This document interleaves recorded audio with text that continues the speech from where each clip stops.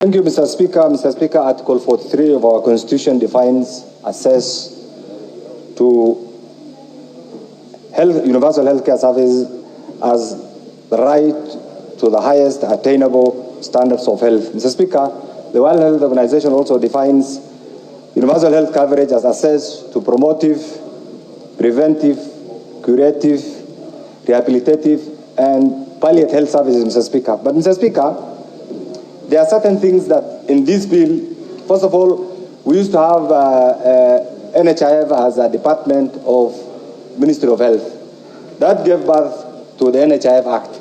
The NHIF Act, because of the changing realities, Mr. Speaker, has had certain lacunas. It is these lacunas that this bill attempts to address, Mr. Speaker, through digitization of the health records, Mr. Speaker, through promotion of health tourism, Mr. Speaker, through provision for telemedicine, Mr. Speaker, through provision of health information system, and Mr. Speaker, more importantly, like where I come from, we come from very remote villages, Mr. Speaker. The issue of remote patients monitoring, Mr. Speaker, is something that is critical, because I remember now the constituency that I represent, the second constituency, Mr. Speaker, that I'm representing.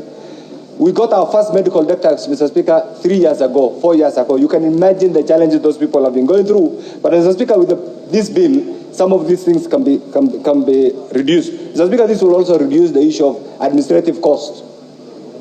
The issue of data protection and privacy, Mr. Speaker, will also be very important.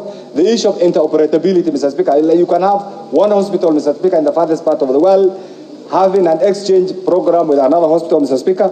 Mr. Speaker, the issue of health innovation is also critical. Mr. Speaker, there are certain things that we need to look at. There are countries that have succeeded in the provision of their social health care mechanism, countries like Germany, UK. In Africa, our neighbor Rwanda here, Mr. Speaker, a small country, has had a very successful social health care, Mr. Speaker, mechanism. Countries like India, Indonesia, Ghana in West Africa, Mr. Speaker. Mr. Speaker, these things are critical. But there are certain things that we must also sound that are alarming. Mr. Speaker, the issue of the definition of household. Where I come from, or near you come from, our household means completely different from a household in Europe. And therefore, we'll be amending to provide for a household as an African household, not a Western household, Mr. Speaker. Like if you talk of Adan Keynan's household, I can assure you, you'll be talking about tens of people. A household in Western Europe means a man, wife, and a kid. If you define the household of the Honorable Dr. Moses Wetangula, you can imagine, it's a chain. I think these are things that we'll be looking at. We'll bring an amendment actually to bring this into life. Mr. Speaker, equally, we're also doing an over-legislation. There are certain things that require the fact that we want to modernize and inject a bit of modernism, efficiency, Mr. Speaker, in our healthcare system doesn't mean that we over-legislate everything that even requires just some administrative pronouncement. Mr. Speaker, I've looked at this. We're going to cure everything. We are defining qualification for the chair. We are defining qualification for the person who's going to be the top quality assurance officer, Mr. Speaker. These things require administrative efficiencies, not legislation, Mr. Speaker. Mr. Speaker, we also need to protect the officers who are there right now. It's like we are assuming we are starting from zero.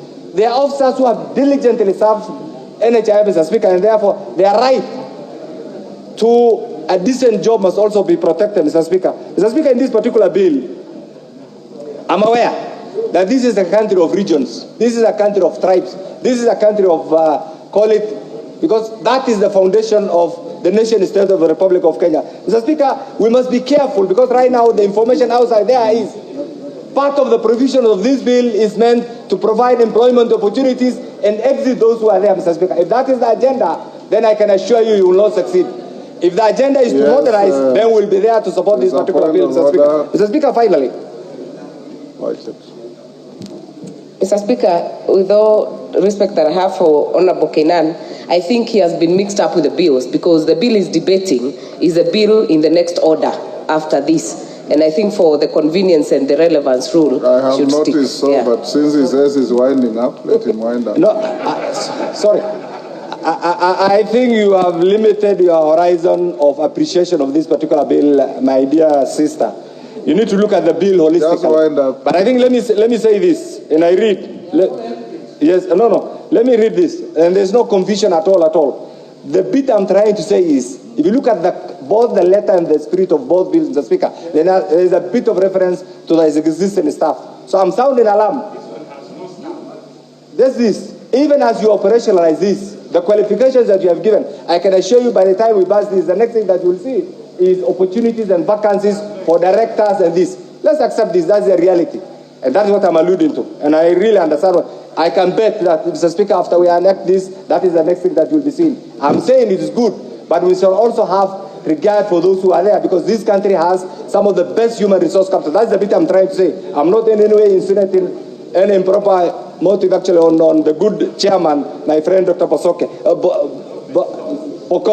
And finally, Mr. Speaker, there's one thing that we must accept as a country. Mr. Speaker, we have legislated. We have done everything. What we require is goodwill. I don't know how we should have, I'm told you have your own Hippocratic oath, Mr. Speaker, in the medical field. There is something that we need to eject so that once we have professionals in this particular field, the challenges NHIF has had, Mr. Speaker, will not be there.